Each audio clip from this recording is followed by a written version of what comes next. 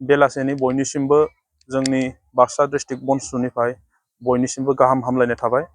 लोगोसेनो बाक्सा डिस्ट्रिक्ट बर' माहारियारि फरायसा आफाद हिसाबै जोङो रायजो राजाफोरनिसिम बेखौनो खेंफोरथि होनो सानदोंदि जोंहा दाखालिसो जालांनाय खायसे ससियेल मिडियायाव बेले बेजे जाबाय थानायखौ जों नुनो मोनदों।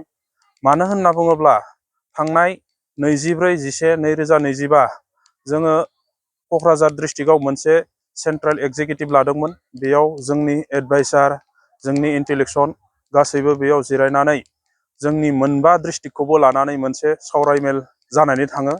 बे सावरायमेलाव जोङो गासैबो डिस्ट्रिक्टआ सावरायनानै बिथांखि लानाय जायोदि जोंनि बनसुनि मावनो गोनां खायसे खामानि दङमोन। बे खामानि थानायनि थाखाय जोंनि जिहेथु आगोलनि आफादगिरि बिथाङा खायसे सम होनो हायैनि थाखाय बेखौ जोङो थांनाय 24/11/2025 मायथाइयाव खालारखालि जोङो रिलिज होनाय जादोंमोन।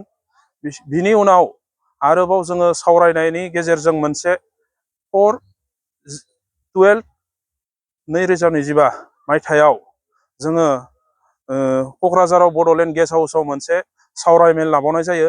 बैखालि जोंनि इन्टेलेक्सन आरो एडभाइसारफोरनि बोसोन बायदियै जोंनि मानगोनां आफादगिरि बनजित मन्जिल बसुमतारी, नबज्योति स्वर्गियारी आरो इरागदाव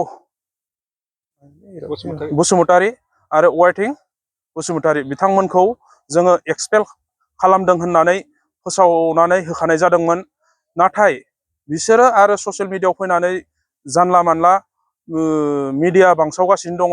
बेनि थाखाय जों रायजो राजाफोरनिसिम बेखौनो खेंफोरथि होनो लुबैदों दि बनसुआ दा जिहेतु गोदानै जिथु बिबान होजानाय बे बिबानगिरिफोरजोंसो जोङो गासै बाक्सा डिस्ट्रिक्टनि जोंनि जिमान खोन्दो दङ बे खोन्दोफोरा जोंनि गोदानै दाजानाय बिथां ब्रिटेन इस्लारि, सानसुमा बसुमतारी बिथांमोनजों थाफानानैसो जोङो जोंनि जि आलादा बड'लेण्ड रायजोनि सिमां बेखौ मोगथां महराव जाफुंहोनो थाखाय जोङो सोमावसारलांबाय थागोन।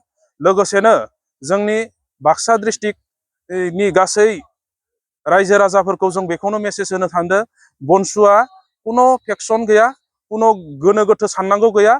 जोंहा जिथु गोदानै जिथु दाजानाय आफादगिरि आरो नेहाथारि बिथांमोनजों जोङो मोजाङै सावरायलायनानै जोङो जोंनि जिथु बड'लेण्ड डिमान्ड, बर'फोरनि जिथु आलादा रायजो सिमां बेखौ जोङो सोलिलांबाय थागोन होननानै जोङो दिनैनि बे मिडियानि गेजेरजों जों फोसावनाय जाबाय। लोगोसेनो जोंहा 5,000निबो बांसिन जिथु मुंख्लं जालांबाय, बे मुंख्लंफोरनि समायखिरा लानानै दिनै बनसुखौ जों जोनोम होदोंमोन। बे मुंख्लंफोरनि समायखिरा लानानै जों जिथु बड'लेण्ड आलादा रायजोनि सिमांखौ जोङो जिहेथु आवगायबोबाय थादों, जों अराय सम जों आवगायलांबाय थागोन होननानै जोंनि दिनैनि बे मिडियानि गेजेरजों जों फोसावनाय जाबाय होननानै जोङो गुरै खावलायनाय थाबाय। गोजोन्थों।